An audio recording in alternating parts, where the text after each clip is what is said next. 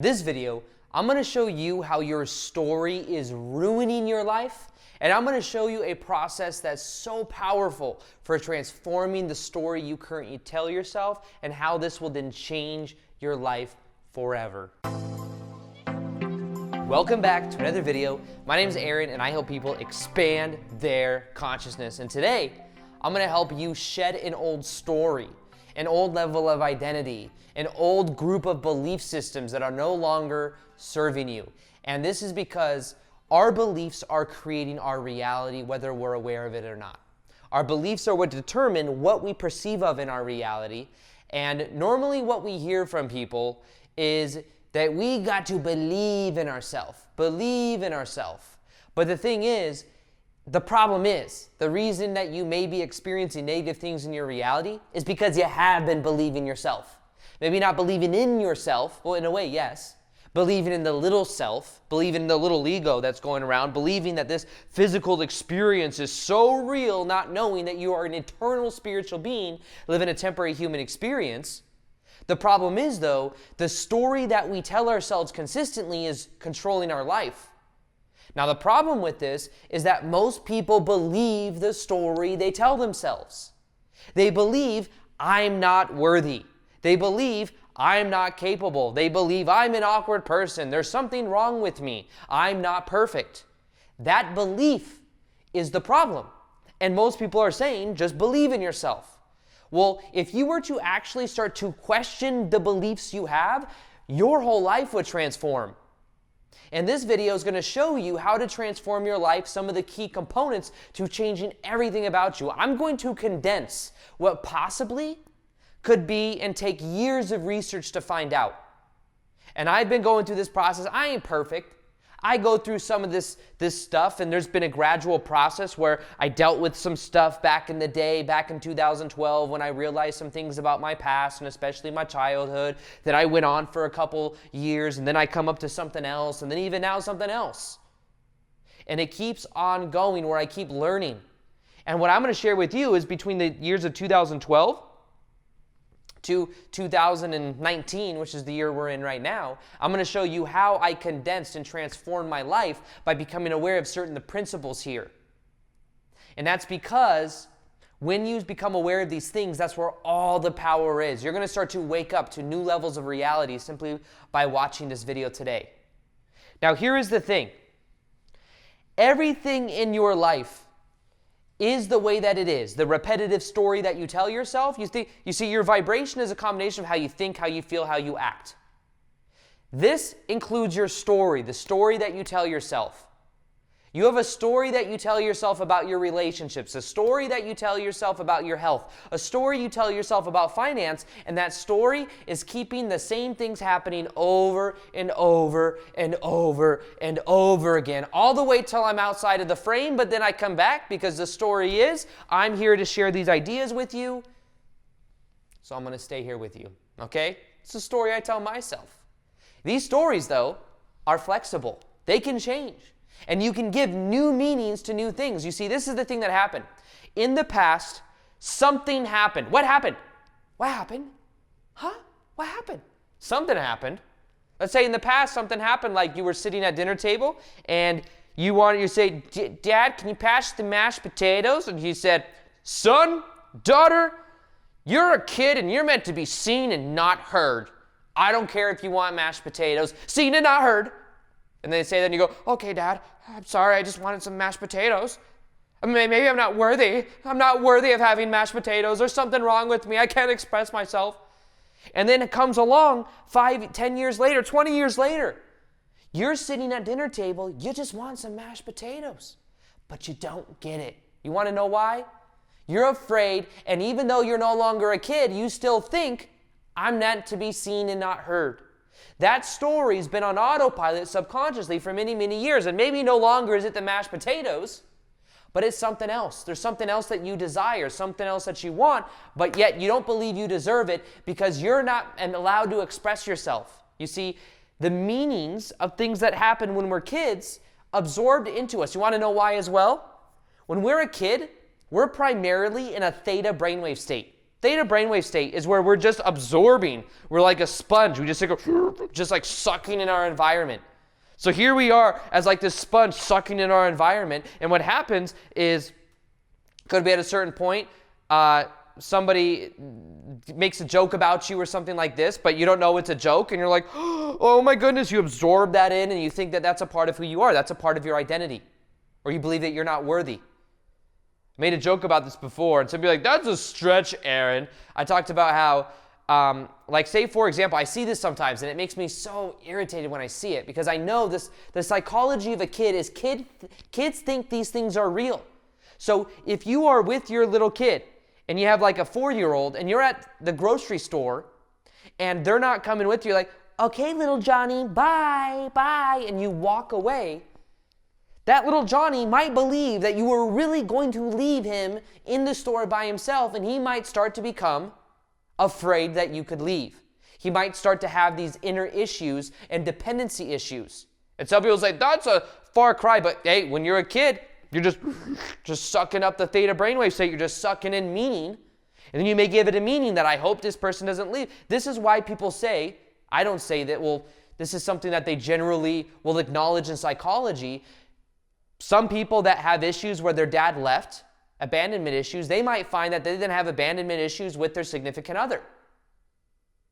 That is because of a certain pattern, a certain level of meaning. And that meaning will be on autopilot until we become aware of it. So, for example, I gave some things a certain meaning. What happened? I had an abusive ex-stepmom. Many of you know the story. I know it sounds like a broken record because I tell the story all the time. But I made 1,000 YouTube videos in a row, okay? So I'm sorry. But, you know, it probably sounds like there's only 5 things that have ever happened in my life. I used to work at Barney's, New York. I had ADHD. And then, what else? And then, oh yeah, the abusive stepmom. And there's probably like, it sounds like there's 5 things that have always ever happened to me. But just expressing myself, it's stuff that people can relate to. If they see that I've gotten to a certain place where I do what I love and I'm in a high vibe and I've been through all of this stuff, it's more relatable than seeing someone like a guru on the mountain. I want to be like you, but I went through all this bad stuff. But now you have something to look at. It's someone else that have done it. I've done it before. I've experienced it. I know what it's like, and there's a brighter future on the other side. Not even a brighter future. There's a brighter present moment that you can tap into. Here's the key. Here's what I'm going to be sharing with you. What happened? In a point in your past, you gave certain things a meaning. For me, I had an abusive ex-stepmom between the ages of 7 and 15 years old. My dad divorced her when I was 15 years old. And then I thought I wasn't worthy.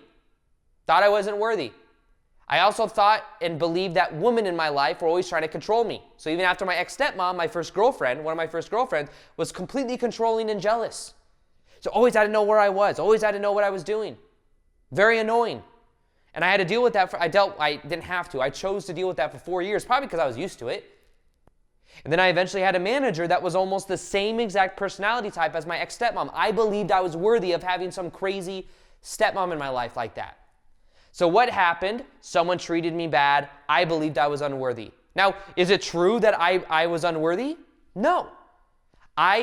What happened is something happened that was a neutral idea. Many people may agree with me and say, yes, your ex-stepmom threw a sippy cup at me once and gave me a black eye. I'm not saying it to be negative. I'm just saying that that's what happened. Now, the story that I tell myself what happened is she was very angry. I wasn't worthy. She threw it at me. There's a big story there that carries with an emotional baggage. She shouldn't have done this. Shouldn't have done this. But what happened was a neutral idea. You see, even though many people in reality would agree that that was a bad thing, it is still a neutral idea that I would have to agree to in order for it to be a negative thing for me. You see, because if it was under a different context, say on accident, the thing fell and hit, which, I mean, it's not what happened, but do you see what I mean? Like, if I were to interpret it differently, I would get a different result. If I believed that somehow it just magically flew and hit me, I wouldn't give it a negative meaning that I wasn't worthy, because I would see it as an accident. Wasn't the case, I'll tell you that. I don't know if maybe it's a story I tell myself, but it's really what happened. And then for Halloween, what I had to pretend was that I was a pirate and the makeup wouldn't come off because it was embarrassing to explain to everyone that I had a black eye from someone throwing something at me. So that's the meaning I was giving it though. But that's what happened. Then there's the story that you tell yourself about what happened. Now, if you can start to see more of what happened, you begin to take away the emotional charge. All emotional charge comes from the story that we tell ourselves about what happened. You had an abusive boyfriend or girlfriend. What happened? They may have treated you bad. They may have done something to you.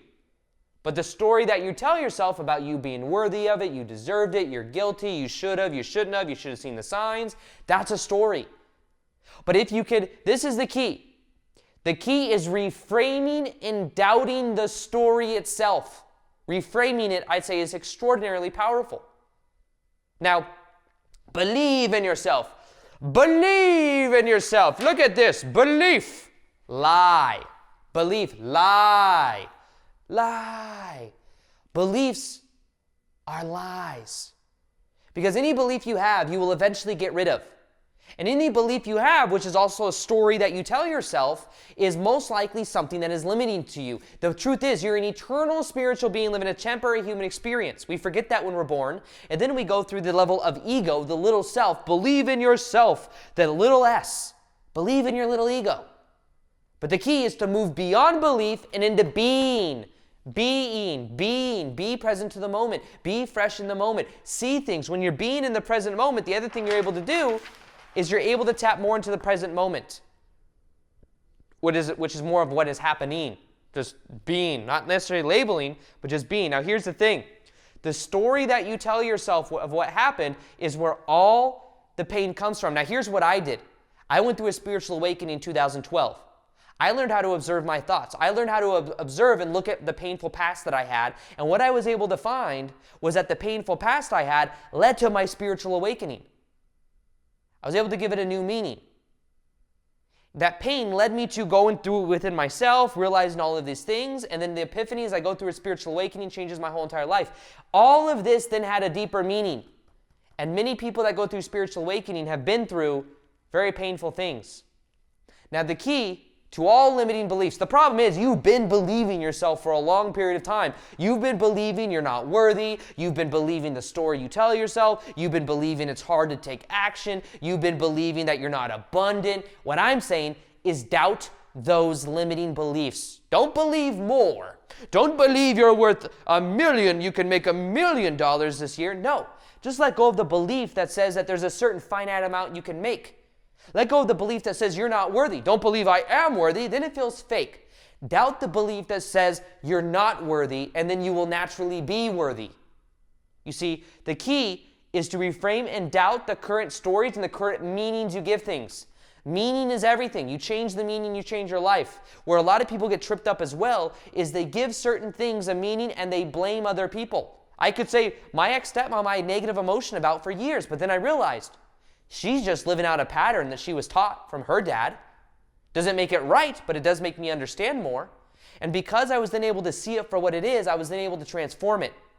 I was then able to forgive her. I didn't forgive her because she deserved it. I forgave her because I deserved it. I forgave her because I saw that she was just unconsciously playing out a pattern, not in a judgmental way like you are so low vibrational, more so that she's just on her own path, just unconditional love, but me understanding that by having that perspective, I then was letting go out of it of my, that's what people don't realize. If you are mad at somebody for something they did to you, you project negative energy towards them, that negative energy is still in your energetic field that goes beyond, like around your body. So it's like this jealousy, this anger about someone. You're like, yeah, you're going to get it one day. You're going to get it one day. You walk around with that in your energy field until you clear it. That's why one of the most powerful things you could do is to do Ho'oponopono for 21 days. Ho'oponopono says, I'm sorry, please forgive me, thank you, I love you. It's forgiving yourself for being in that situation, forgiving yourself for seeing that person of less than divine, understand they're just playing out an unconscious role. And when you do this, you clear out your energy field and you raise to a much higher frequency. Something else I have is the Ho'oponopono meditation. It'll be in the top of the description box below. Listen to it while you're driving. Listen to it while you're doing things around your house. Listen to it for 21 days. It will transform your life and it will transform your energy field. Read the comments to see what is possible there. It came out like a month or two ago, and the feedback from it's been phenomenal. So I'll link that in the top of the description box below. Now here's something else I want to talk about. We have 3 different archetypes many of us will identify with, and it's like similar to a movie. Makes it easy to understand. We have the victim, the hero, and the villain. Now, these 3 different archetypes will come depending on the story that we tell ourselves. If we tell ourselves a story that something happened to us, we are then a victim. If we told ourselves a story that something happened to us, but then we gave it a positive meaning, and then maybe we're like the oldest brother or sister and we had to protect our younger siblings, maybe then we became a hero. I know my dad, for example, he at one point saw the movie Backdraft back in the 90s. He looked over to my mom told me this story. He looked over at my mom and says, I'm going to do that one day. Because he watched the movie Backdraft, which is about an arson investigator who's like finding out some crime or something. So my dad became a firefighter, and then he became an arson investigator years later, and to this day, he's still an arson investigator. So he saw that hero archetype and chose in a moment, this is who I am. This is my level of identity, and he very much has that hero archetype. I believe I have that hero archetype, which isn't always the best positive thing, because if you're a hero, it means there's dragons to slay. It means everyone needs to be fixed. I am somebody that's trying to fix everything in life, and I've had to learn to let go. If I have family members not doing well, here's some things I can help you fix. Here's some money, here's some this, and I'm learning to that's not always the case, because a lot of times that can actually enable people.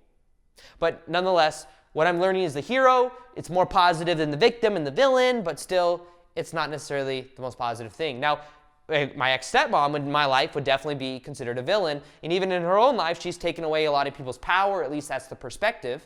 It's a story I tell myself, but you'll see that she acts like that towards a lot of people in her life, and she has that archetype. She may identify with it. In order for me to survive, the villain a lot of times thinks that they justify it, they rationalize it.